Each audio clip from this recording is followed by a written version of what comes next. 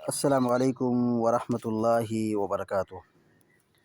الحمد للہ رب العالمین والعاقبۃ للمتقین والصلاة والسلام علی اشرف الانبیاء والمرسلین نبینا محمد وعلی آلہ وصحبہ اجمعین وبعد۔ فعن عبد اللہ بن زید رضی اللہ تعالی عنہ فی صفة الوضوء ثم ادخل صلی اللہ علیہ وسلم يده فمضمض واستنشق من كف واحد يفعل ذلك ثلاثا متفق علیہ۔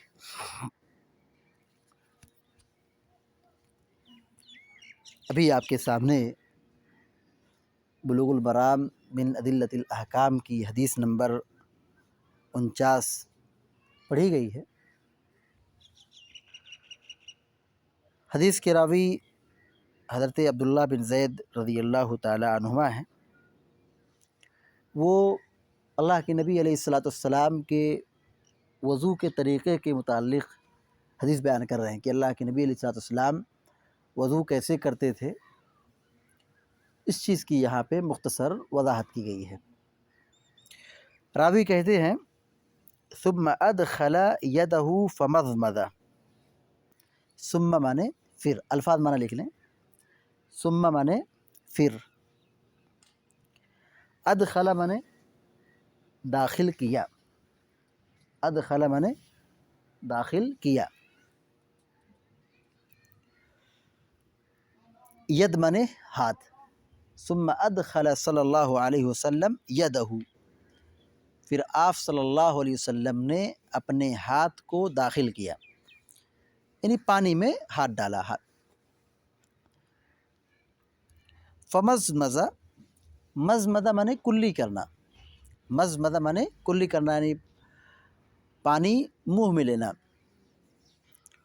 واستنشق، استنشق کے معنی ہوتا ہے ناک میں پانی چڑھانا، استنشق کا معنی ہوگا ناک میں پانی کھینچنا، پانی چڑھانا۔ من کف واحد، کف مانے ہتھیلی، واحد مانے ایک، من مانے سے، من مانے سے، کف مانے ہتھیلی، واحد مانے ایک۔ یفعل ذلک ثلاثا، یفعل کے معنی ہوگا وہ کرتے تھے، یفعل وہ کرتے تھے، ثلاثا مانے تین مرتبہ، ثلاثا مانے تین، متفق علیہ، بخاری مسلم کی روایت ہے۔ اب حدیث کا ترجمہ دیکھیے۔ حضرت عبداللہ بن زید رضی اللہ تعالیٰ عنہ سے روایت ہے فی صفۃ الوضوء، وضو کے سلسلے میں، وضو کے متعلق کہتے ہیں ثم ادخل صلی اللہ علیہ وسلم، پھر اللہ کے رسول صلی اللہ علیہ وسلم نے داخل کیا، یدہ اپنے ہاتھ کو، پھر آپ صلی اللہ علیہ وسلم نے اپنے ہاتھ کو داخل کیا یعنی پانی میں ہاتھ ڈالا۔ فمضمض، تو ہاتھ میں پانی لے کر کے کلی کیا، مضمض مانے کلی کیا۔ واستنشق، اور ناک میں پانی چڑھایا، یعنی ایک چلو پانی لیا، منہ میں تھوڑا پانی ڈالا کلی کرنے کے لیے، اور پھر بقیہ پانی کو ناک میں کھینچنے کے لیے استعمال کیا۔ راوی کہتے ہیں اسی کو کہ فمضمض واستنشق، کہ آپ نے کلی کیا اور ناک میں پانی چڑھایا، من کف واحد، ایک ہی ہتھیلی سے، یعنی ایک ہی چلو سے، یفعل ذلک ثلاثا، ایسا آپ 3 مرتبہ کر رہے تھے، یعنی ایک ہتھیلی میں ایک چلو میں پانی لے کر کے آدھا منہ میں ڈالتے تھے کلی کرنے کے لیے، اور آدھا ناک میں پانی چڑھانے کے لیے ناک میں ڈالتے تھے، ایسا 3 مرتبہ کرتے تھے۔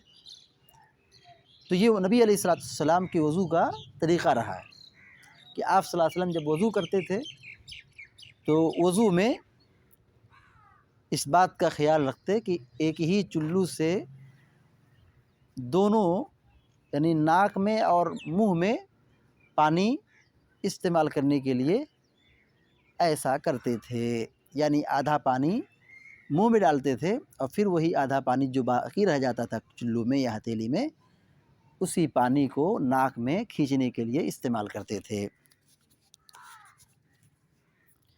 اس حدیث کا مطلب یہ نکلا کہ ناک میں پانی چڑھانے کے لیے اور کلی کرنے کے لیے ایک ہی چلو کا استعمال کرنا چاہیے، یہی اصل میں سنت ہے، یہی اصل میں سنت ہے۔ اس حدیث کا سب سے اہم اور مرکزی جو مسئلہ ہے وہ یہی ہے کہ ایک چلو سے کلی کرنے کے لیے اور ناک میں پانی چڑھانے کے لیے استعمال کرنا چاہیے۔ یعنی اس کا طریقہ یہ ہوگا کہ ہاتھ میں یا چلو میں تھوڑا سا پانی لیں گے، جو ہتھیلی میں پانی آ جائے، اور پھر اسی سے آدھا منہ میں ڈالیں گے کلی کرنے کے لیے، اور آدھا حصہ جو باقی پانی بچا ہوا ہے اسی کو ناک میں کھینچنے کے لیے، چڑھانے کے لیے استعمال کریں گے۔ یعنی کلی کرنے کے لیے اور ناک میں پانی چڑھانے کے لیے الگ الگ چلو پانی نہیں لیں گے، ایک ہی چلو سے دونوں کام کر لیں گے۔ حدیث سے اور بہت ساری باتیں معلوم ہوئی۔ نمبر 1، وضو میں کلی کرنا چاہیے اور ناک میں پانی چڑھانا چاہیے، ایک بات معلوم ہوئی۔ دوسری بات یہ معلوم ہوئی کہ کلی کرنے کے لیے اور ناک میں پانی چڑھانے کے لیے ایک ہی چلو سے کام چلانا چاہیے، ایک ہی چلو سے کام چلانا چاہیے۔ یہ نہیں کہ منہ کے لیے یا کلی کے لیے ایک چلو استعمال کریں پھر ناک کے لیے الگ سے پانی لیں، ایسا نہیں۔ سنت یہی ہے کہ آدھا پانی کلی کرنے کے لیے استعمال کریں اور پھر وہی جو آدھا چلو باقی رہ گیا ہے وہی ناک میں داخل کریں، ناک میں کھینچیں۔ تیسری بات یہ معلوم ہوئی کہ پانی میں ہاتھ ڈالنے سے پانی خراب نہیں ہوتا ہے۔ بہت سارے لوگ یہ سمجھتے ہیں کہ اگر پانی کے اندر ہاتھ یا انگلی یا ناخن داخل ہو جائے تو کہتے ہیں پانی خراب ہو گیا، پانی ناپاک ہو گیا۔ ایسا نہیں ہے۔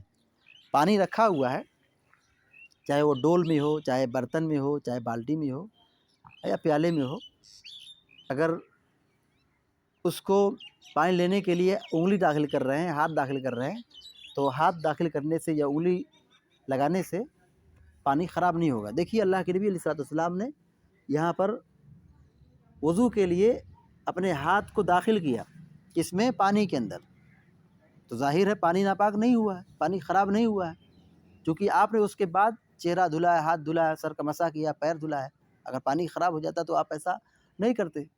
تو معلوم یہ ہوا کہ پانی کے اندر انگلی ڈال لیں تو اس سے پانی کچھ خراب نہیں ہوتا ہے۔ آخری بات یہ معلوم ہوئی کہ اعضائے وضو کو 3 بار دھلنا مسنون ہے، یعنی کلی کرنے کے لیے 3 مرتبہ، ناک میں پانی داخل کرنے کے لیے 3 مرتبہ، ہاتھ دھلنے کے لیے 3 مرتبہ، چہرہ دھلنے کے لیے 3 مرتبہ، ہاتھ دھلنے کے لیے 3 مرتبہ، پیر دھلنے کے لیے 3 مرتبہ۔ اس طریقے سے وضو کرنا مسنون ہے۔ تو اعضائے وضو کو 3 بار دھلنا مسنون ہے۔ اللہ رب العالمین سے دعا ہے کہ اللہ تعالی ہم سب کو، آپ سب کو حدیث کی روشنی میں وضو کرنے اور تمام باتوں کو انجام دینے کی توفیق عطا فرمائے، آمین یا رب العالمین۔ وصلی اللہ علی نبینا محمد وعلی آلہ وصحبہ اجمعین۔ السلام علیکم ورحمۃ اللہ وبرکاتہ۔